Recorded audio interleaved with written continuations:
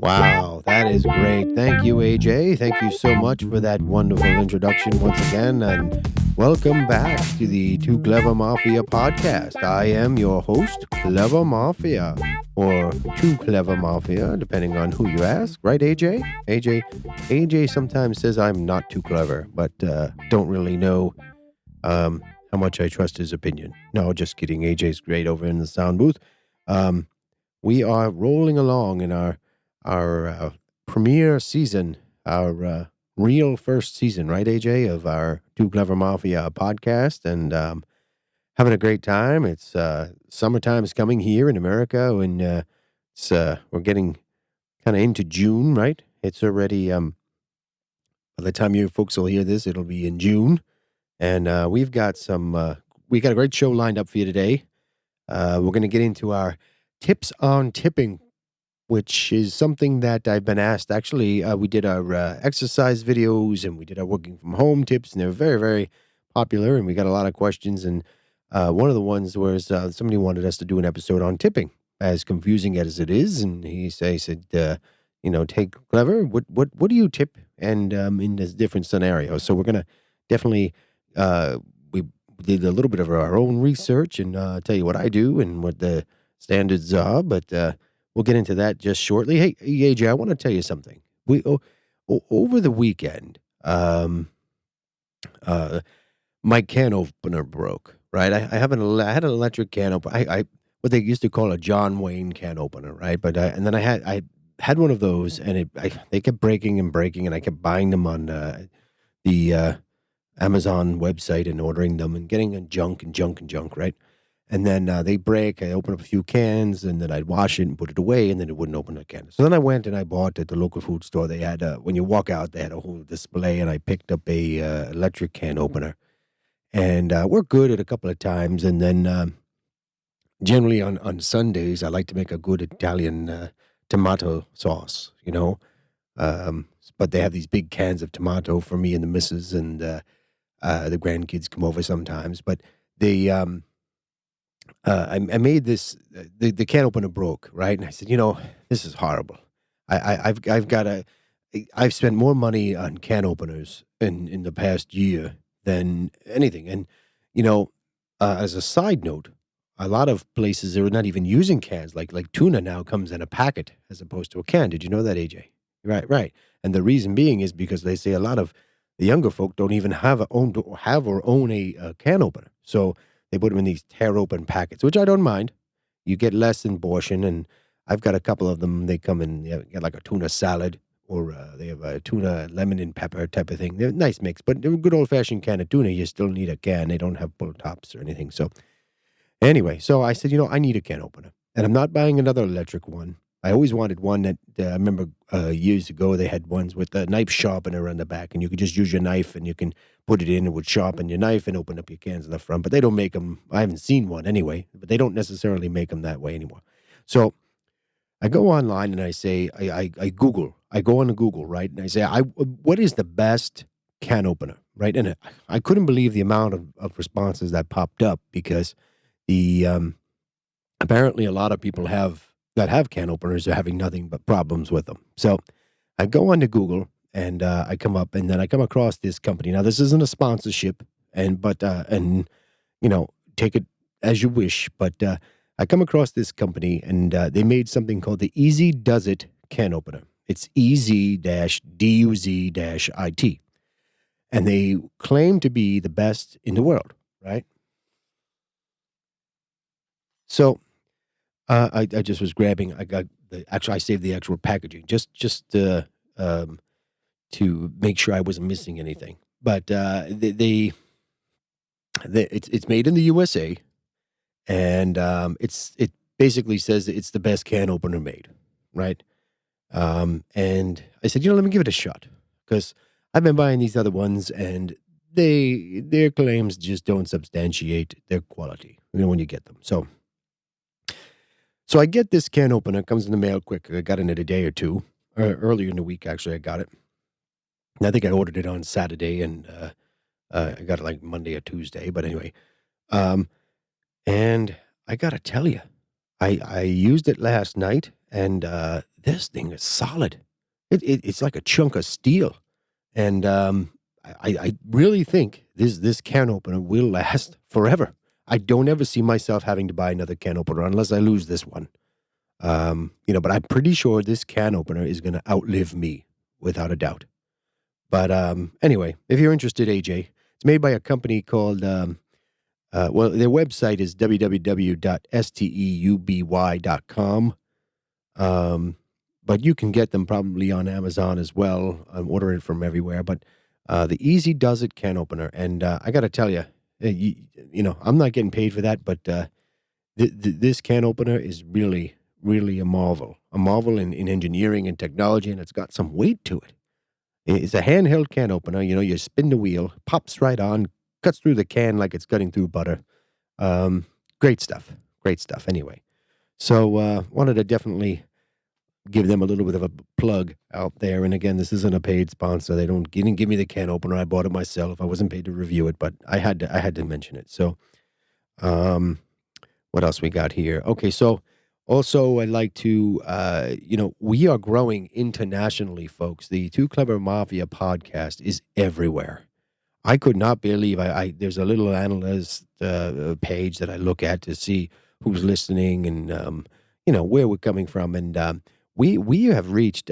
We've got listeners in the UK, in Brazil, Australia, Ireland, and of course in the US, and we are all over the place. So, hello to all of my people in all of the different these different countries, and over in the UK, and hello. I hope everybody's okay over there, and Brazil, Australia, and obviously Ireland, and our Mafians in the U.S. as well. But don't forget to like and subscribe, because about half of the folks that listen to us forget to like and subscribe, and they're listening to us. So it really does help us out if you like and subscribe on across all the social medias. And hey, feel free to drop us a line. I respond to everyone. Really, I attempt to respond to everyone. But if you have a question or ask, or like today's show, we're going to talk about tipping, and that was brought to us by a listener. A listener wanted us to do it, and we kind of pushed it into the schedule. We definitely post-production worked this in, right, AJ? Because we felt we're gonna throw this out there for our listeners and do what they want us to do, right? We want to do shows that you enjoy, that you want us to do, and things you want us to talk about. So we're gonna so we did our research, and we're gonna definitely get that out for you. So check us out on Tooclevermafia.com. Again, don't forget to like and subscribe on Facebook, Twitter, Instagram, Discord, YouTube. YouTube, we also have our behind the scenes, and we do our video game playing on the weekends. I got some stuff being uploaded as we speak. Right, AJ? Yeah. And if you'd like to support our pages, head over to Patreon. We definitely appreciate your support. Too Clever Mafia is our screen name and tagline everywhere you go. And you can buy our merch.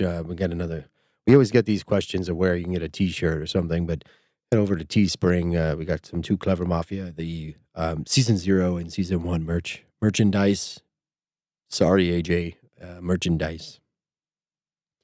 And of course, if you listen to us on your podcast app of choice, we're available on Anchor, Spotify, Google Podcast, Apple Podcast, Breaker, Radio Public, and Bullhorn. Bullhorn is really, we are getting a lot of folks. If you're listening to us on Bullhorn, thank you very much. Make sure you like and subscribe. It's all of a sudden, everybody's been listening to us on Bullhorn. So great news, and like our podcast and subscribe. We really do appreciate all of that stuff. So we have a wonderful show lined up for you today. We're going to definitely get, AJ, I don't know if you saw this real quick before we go to break. Officially today, Too Clever Mafia is a part of the press. I got my official Too Clever Mafia press badge today. So I'm going to be heading out to some events, doing some shows once things start opening up again. And it was very, very good to see, which I'll talk about after the break. People are out again. I went around town, AJ. I was driving and went to go get a cup of coffee, and was driving around. And these restaurants here are setting up tables and chairs outside and really starting to get things going again. So it's good to see some sense of normal is coming back to the world we live in, right? But I did get my press badge. Just thought I'd share that with you, AJ. I was going to get you one, but you just work in the booth, so I'm the actual talent, right? Just okay, all right. Anyway, so we're going to take a little break, and we're going to get back, and we're going to get right into our tipping tips segment for your daily dose of cleverness. We'll be right back. Well, hello. Thank you once again, AJ, for that lovely intro. Before we begin, we're going to talk about our sponsor 1 second here, and this segment's going to be brought to you by Snacks. They have them, you buy them, you eat them. Snacks. What do you think of that, AJ? Huh? Not really a sponsorship, but it was my advertisement segment for this. No, you're not liking it. Okay. Anyway, welcome back, everyone, to the Tooclevermafia podcast. I am Clever Mafia, your wonderful podcast host. We're going to get into our topic of the day, tipping. We definitely want to respond to all our inquiries out there that we're getting and questions, and want to make sure we answer them as best we can. Hey, before I get into that, I watched a movie last night, and I know I always get off track here, AJ, and just real quick, but I watched a movie last night, and the gentleman in the movie, I forget even the movie name, it was that horrible, but the gentleman in the movie had one outfit that he wore every single day, one shirt. I think he had two or three shirts. They were all exactly the same. Then he had one off color, a different type of shirt, right? And I thought, how lovely would that be, just to get up? I think Steve Jobs used to do that, right, AJ? I don't know if you remember that, but he always used to have the black turtleneck on. But how lovely would it be not to have to worry?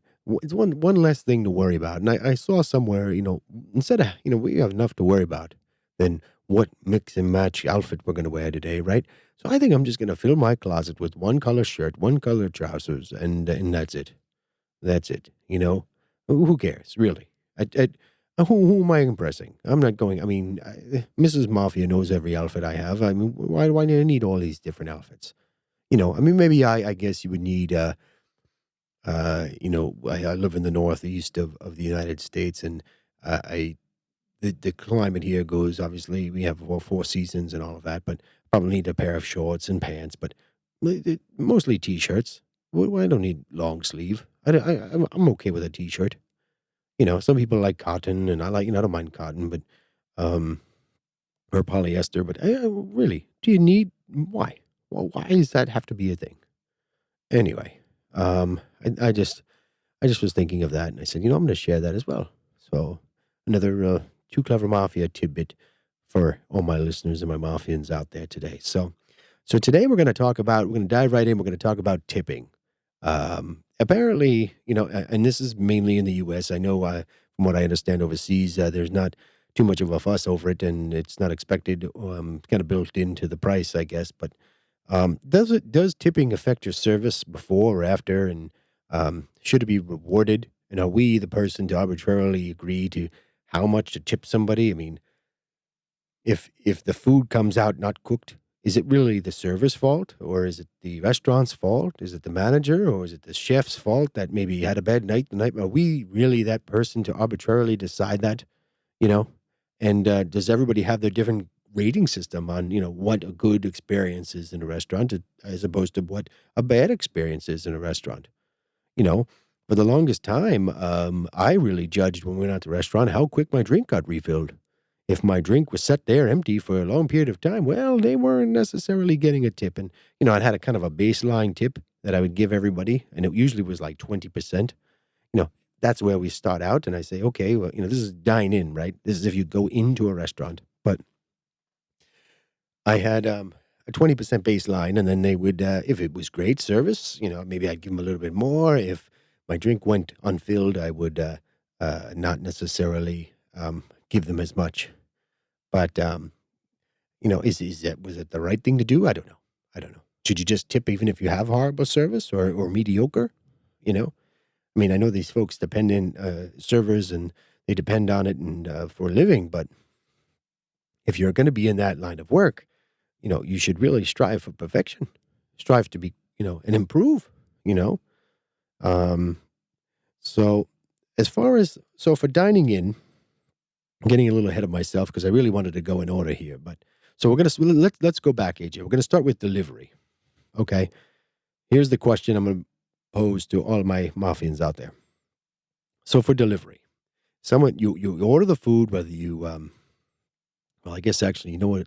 As I'm talking about this, I realize there's another aspect of it. And when you order, sometimes now for delivery, you pay by a charge card, and sometimes that charge card, when you order online, they ask you for a tip ahead of time, which also is kind of confusing. How do I know why am I tipping if I don't even know if I'm going to get my food at this point, right?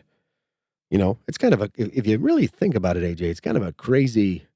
If you really put some thought into it, and you just don't say, "Hey, I'm just going to give you 20% because that's what it said."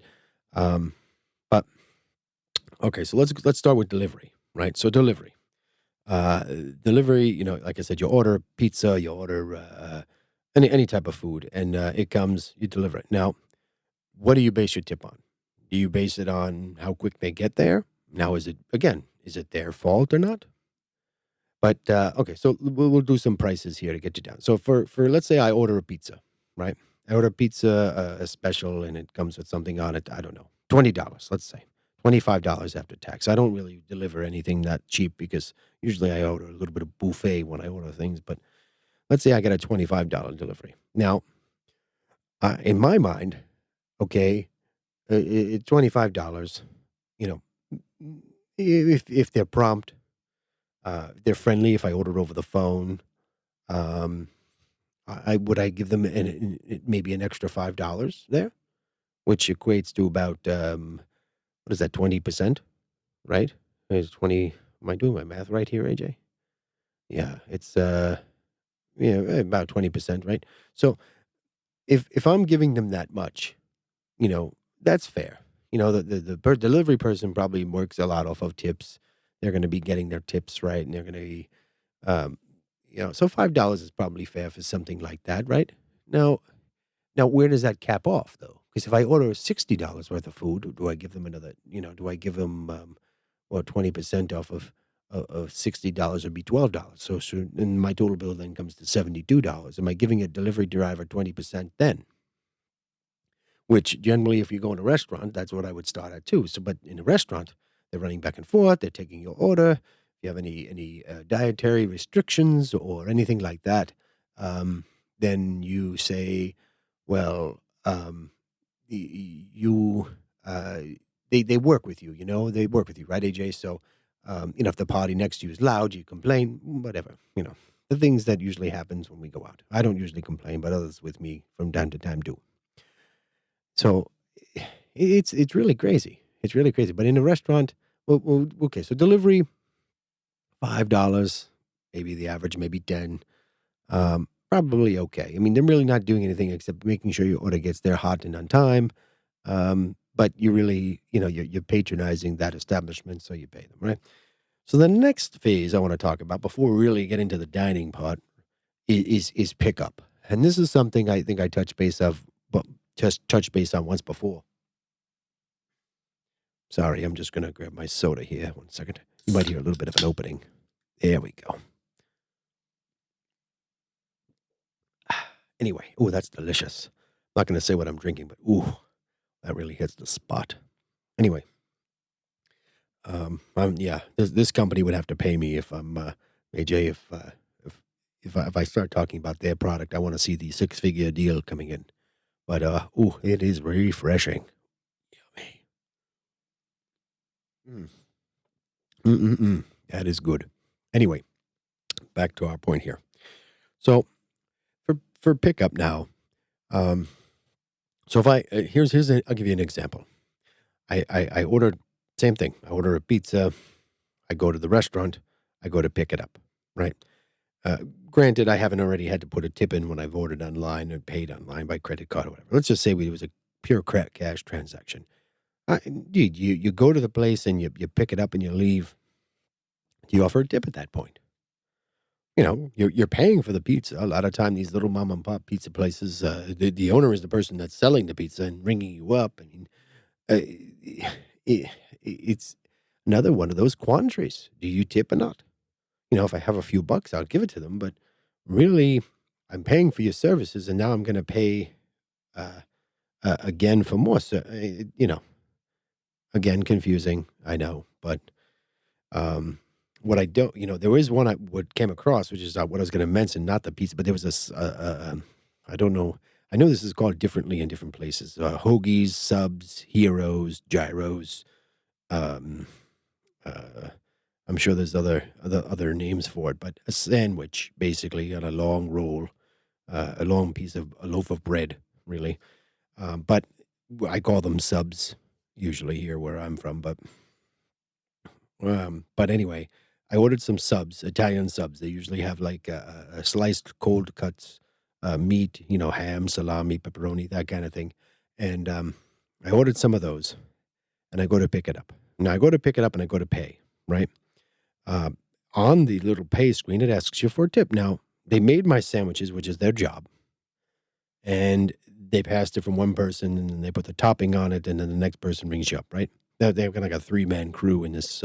It's a chain. It's a chain restaurant, and they ask you for a tip on the machine. Now, I feel that's awkward because the person that's staring at me, watching what I put in, and am I going to put in a tip, right? But I say to myself, no, I'm not in this scenario. I don't necessarily put in a tip because what did you do? Did you throw a little extra lettuce on there for me? No. Did you add an extra pickle? No. So I don't necessarily tip in that instance. But um, if they do something great and say, "Hey, I threw a little extra meat on there," plumped it up a bit for you, and then maybe I throw a couple of bucks their way. But it really depends. It really depends on what they're willing to do extra above and beyond. I feel a tip really would be is something you give somebody for above and beyond service. Now, I've been out, and this is kind of on the side, but I've been out to California, right, out on the Santa Monica Pier, and they have from time to time they've had some great musicians playing on this pier, right, and they usually have their little guitar case opened up or a little jar, and then they catch some change. And I heard some really incredible songs there, and then I would tip these folks. They're not getting paid at all. They're just playing for the entertainment, looking for some cash, maybe to get recognized and whatnot. And I've heard some, and they've made me stop and listen to their songs, and then I've given them some money, and whatever I had, some bills. No, AJ, no, not whatever I had. I didn't empty out my bank account and say, "Here, withdraw and blank check, write what you want." But I given them some cash, right? Because they're deserving of it. It's entertaining, and um, but I don't know. I feel like I'm spinning my wheels here, folks. You know, I feel like maybe comparing it to like someone standing up, a musician, comparing it to a sub shop owner is kind of like the chalk and cheese. We're comparing two different things there. But um, we are going to next up would probably be, let's say, when you dine in. Okay, this is what I was saying before. I start off with 20% as a baseline, and usually that's what I give them. I probably cap out around $20 if it's not a large party I'm with, depending on, let's say it's $100 meal. I'll give them a $20 tip. I mean, they're running around, and that's also dependent upon if I'm with a party of 8, that's one thing. But if I'm with a party of, let's say, 2, me and Mrs. Mafia are there, and it's an $80 meal, yeah, I don't know. Maybe I would give them $20 at times, but tipping is crazy. I think I'd be I mean, I don't know how the waitresses and the waiters and the servers and whatever the proper terminology is these days, but um, the people that bring you the stuff, I think they might be better off with a solid wage, and we abolish tipping of that nature. Now, obviously, you're still going to tip for the musician on the boardwalk and things like that, but I don't know. I don't know how I feel about that, and I'm kind of I'm kind of torn back and forth between, one, you might get better service, and I don't know how it is overseas if in some of the other countries that don't. If anybody, by the way, is listening to this overseas, and maybe they can chime in and let us know, how is tipping over there? Is is tipping something that I mean, obviously it's not around, but did it affect your service when they got rid of that stuff? Does it affect the quality of your service? You know, or is it just if it's good management, you're going to have good employees regardless. I mean, you want manager won't get rid of bad employees. Where if you're not a good employee and you're not good with the customers, you don't have the customer service skills, then you have to probably look for another line of work because you wouldn't make that much here. What do they make, a couple of dollars an hour, AJ? These servers on? No, I don't know. I don't know.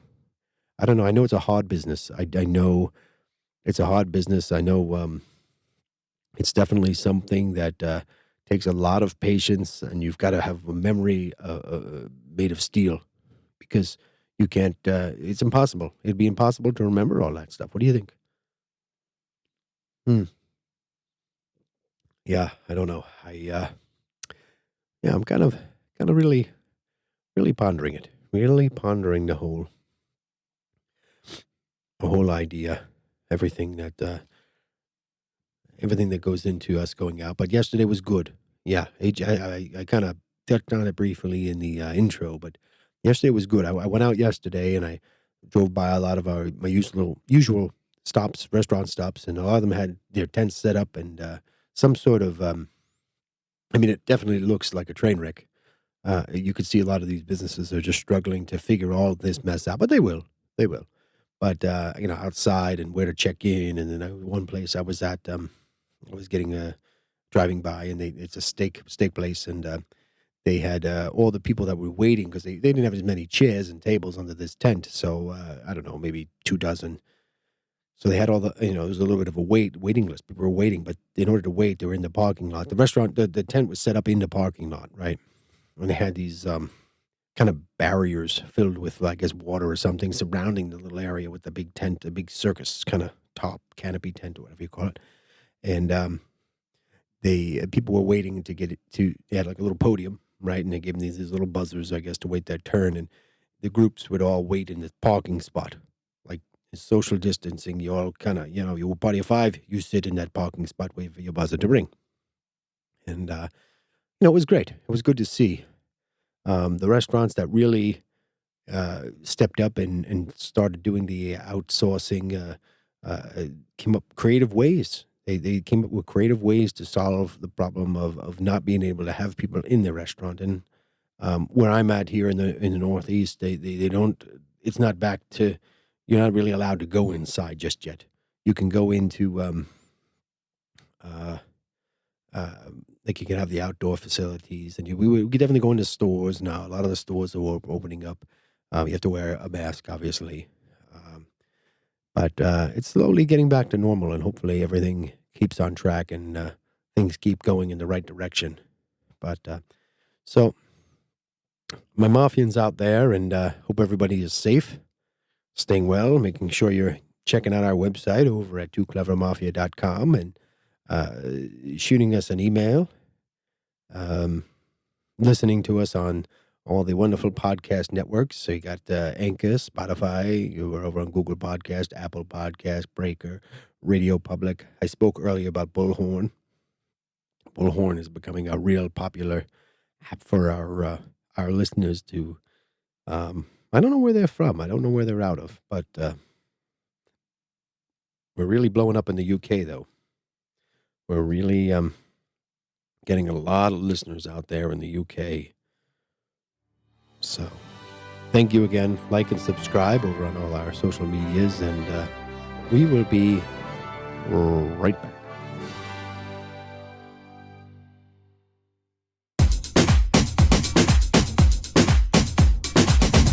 Okay, welcome back, my Mafians. This is your host, Tooclevermafia. You are listening to the Tooclevermafia podcast. Hope everybody had a wonderful, wonderful day today. I know I did. I know I had a great time today. I know my producer AJ over there in the sound booth really had fun dropping all the sound effects that he usually does. And when I started today, I said to myself, I said, self, and I knew it was me because I recognized my voice and I was wearing my own underwear. I said, today is going to be a good day. And it did not disappoint. It did not disappoint. I kind of called it, right? Right, AJ? What's that? Oh, yeah. Well, sometimes I need to check my identity by making sure I'm wearing my underwear. It is something that um, I heard once, not sure where I heard it. Can't really give them credit, but it's always worked for me. So, yeah. Fun stuff, AJ. So, there's a couple of things in this world that are just wonders. Like not wonderful, but they just wonder. They make me think, right? I'm not talking about the wonders of the world, but I'm talking about wonders. Just think of things like Velcro, or what do you call that? I think Velcro is the trademark, whatever it is. But it's like, you never really think about it until it happens. But you, you think, does Velcro wear out, right? And I never thought about it. I never thought about it until I had something that was what do they call those fastener back? I don't know what they call Velcro. Do you know the names of it? I'm sure somebody does. I'm sure it says on the box somewhere. But I had a belt of Velcro, right? And I wore this thing, this belt, and the Velcro just stopped Velcroing. And maybe I put on a couple of extra pounds. I don't know. Quarantine's been rough. Haven't really made it to the gym. Not that I have made it to the gym before quarantine, but I'm going to blame it on that. But the Velcro I put the Velcro on. I put the belt on. Boom, Velcro wore out. Just not there anymore. It just didn't hold. I'm like, wow, I didn't know that was even possible. The hook and loop. That's what it is. It's a hook and loop setup, right? Hook and loop fabric or whatever. And I was like, it was just a wonder. It was just a wonder that that Velcro hook and loop would wear out. And I guess all of the hooks didn't loop or the loops didn't catch onto the hook. Not really sure what caused it, but I mean it was old. Belt was old, but just a wonder, just a wonder. You know what else is a wonder? Spiral ham. You ever get a pre-cut spiral ham?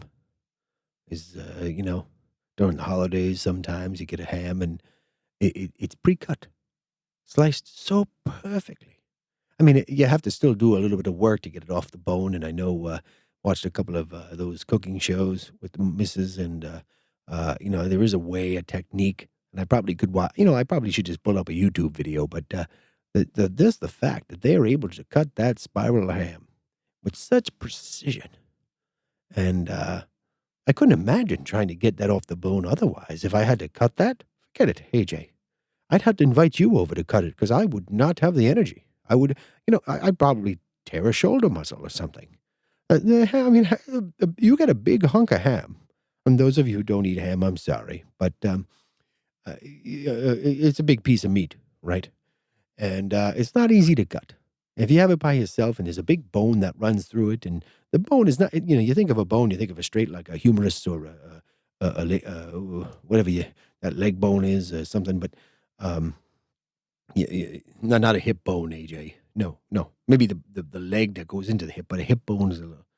No, it's not a hip bone. It's a straight bone, but it's almost larger on one side on the other. But anyway, AJ, I'll handle this. It's very difficult to cut, and it just doesn't come off the way you would think. I've cut turkeys, right, for Thanksgiving in America. We have turkeys, and there is a technique. You kind of cut the bottom and then you slice it down. I also learned that on one of the cooking shows, and the spiral ham is another wonder. It's just another thing you look at and you're like, wow, how does that happen? I remember when I was a kid. Well, I wasn't really a kid, but I remember watching on television. They kind of the how-to shows. I can't think of the name of it, and if I come up with it, maybe I'll do a whole episode on it. But it was a kind of a how-to on. I guess what the kids call nowadays on life hacks, right? And with those life hacks, you can figure stuff out. But I'd like to see how. No, maybe I wouldn't.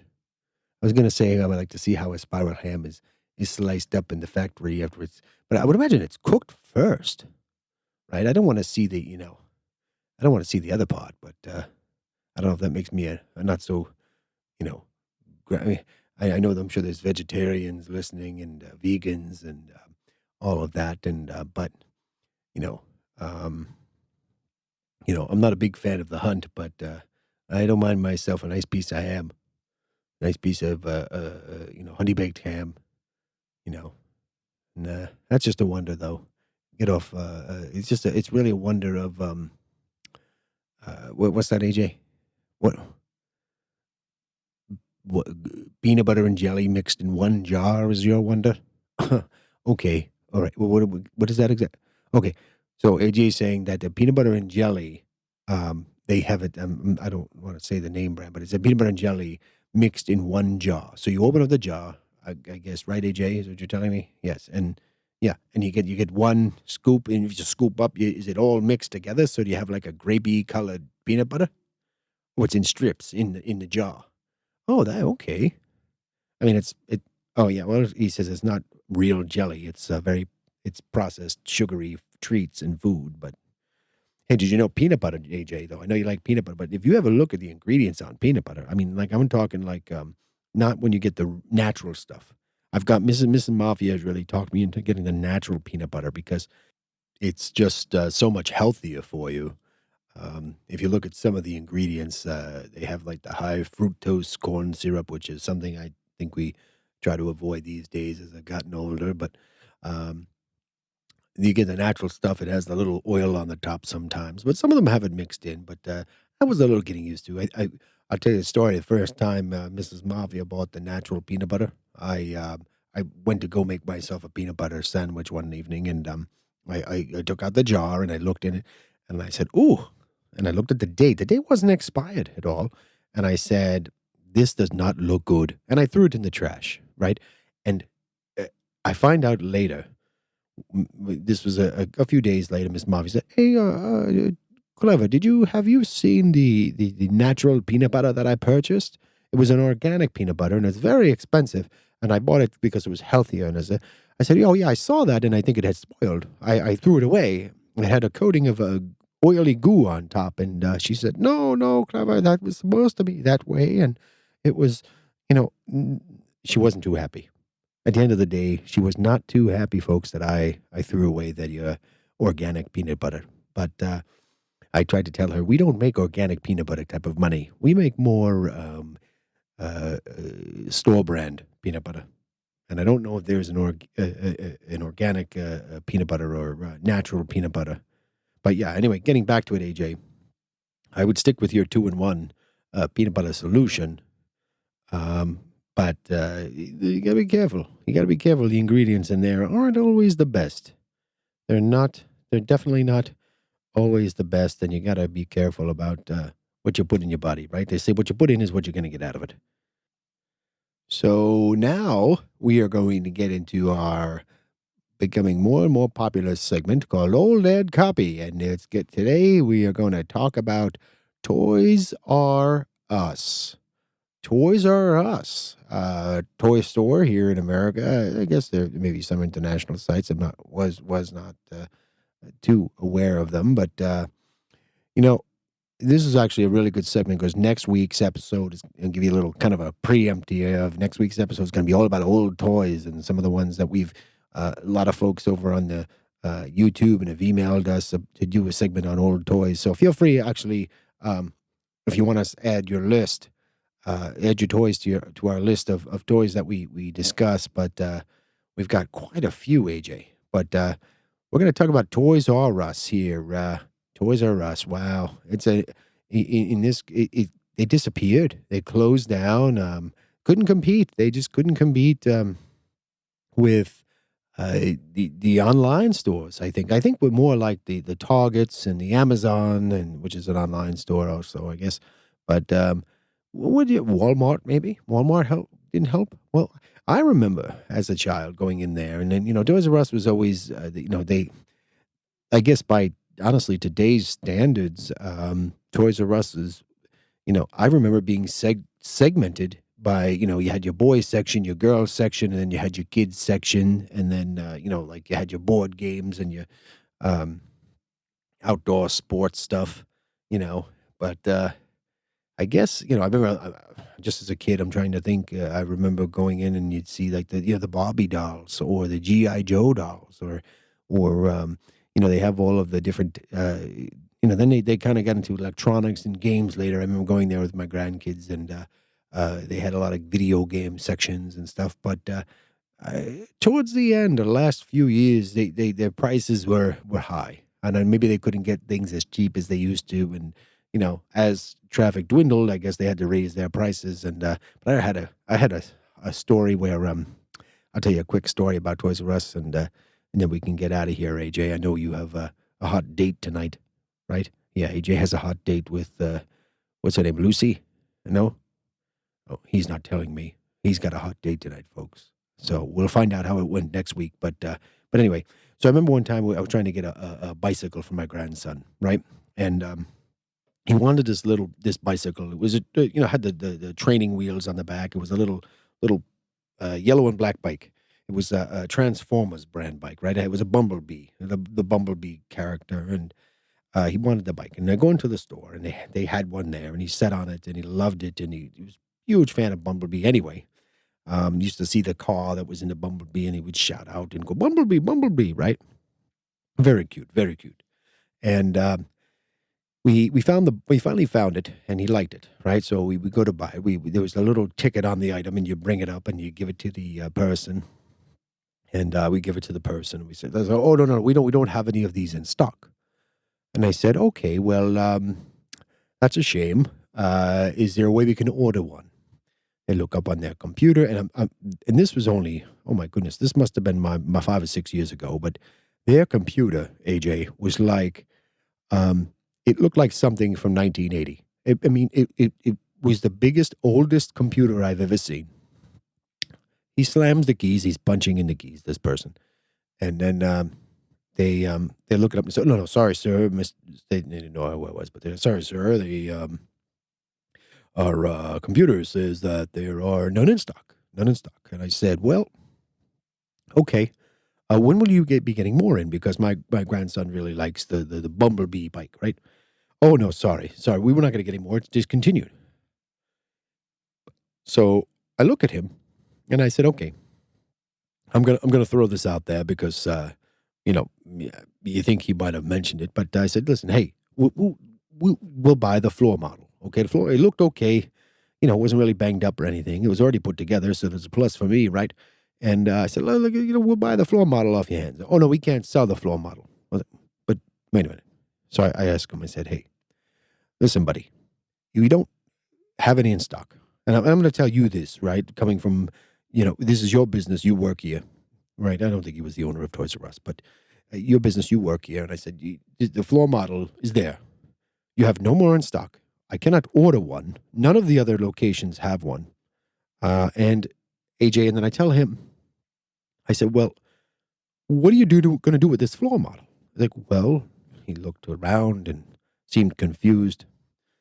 Well, we'll probably discount it and sell it. I was like, okay, perfect. Give me a discount, sell it. End of story. Your task is accomplished.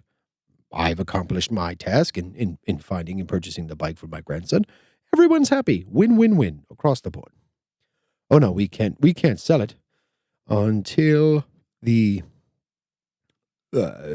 system, the computer, says, hey, we can do that. So I said, okay, listen, buddy, is there somebody more senior than you that can come down here, make the executive decision, and give me that floor model? And he says, well, I can get the manager. And I said, perfect. Peachy, get the manager, bring him down. Or her, right? So it turns out to be her, comes down. And I said, hello, madam.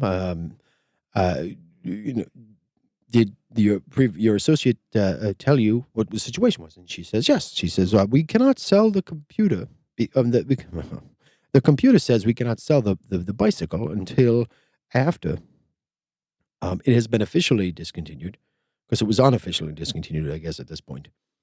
And until then, we have to keep the floor model represented in its location, its planogram location, in the bike corral that they had in the back of the store. So now, this is crazy, right? I'm thinking to myself, this is a whole lot to do about nothing. I want to purchase an item.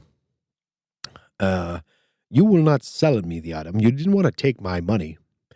And my grandson was very upset at this point.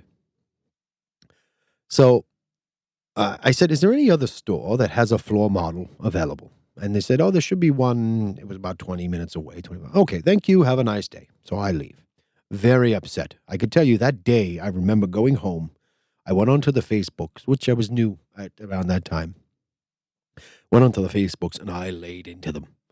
And not only was that the store I was in, it was my local store, but the store at the time was very dirty and old, and they didn't clean the store. The store was in disarray, right? And you can kind of tell things were going to go downhill at that point. But so we drive to this other location, and we go into the store. Actually, this location was more of a I don't want to say premier location, but it was a more affluent area. Would you say, AJ? You know which one I'm talking about? I don't want to. Oh yeah, right. I told AJ this story. So I go into the other location and I find the bicycle that same one on display. I call somebody over. These associates in this particular location were sharp as a tack, AJ, because they were on point. Their uniforms were tucked in properly. Their name tags were all aligned and average. I mean, it looked like the military. If the military had ran a store, there was somebody in charge there that knew what they were doing, and it made me. The floors was. I could see my reflection in the floor. It was unbelievable.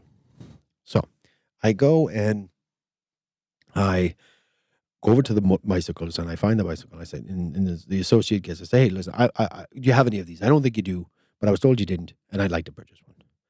So she goes, they look at they went in the back room, actually. Remember, they didn't even have this monstrosity of a computer out on the sales floor, right? They had it in the back room. He goes back out. He goes, it's like, sorry, sir. He comes out, and I'll do my best impression of the associate. And he's, sorry, sir. We do not have, I can't really do it. We do not have this bicycle in stock. We don't believe we're going to get any more in. However, sir, if you would like, I would gladly give you a discount off of the floor model, and you can purchase it, and you can leave with it today, and it's already assembled.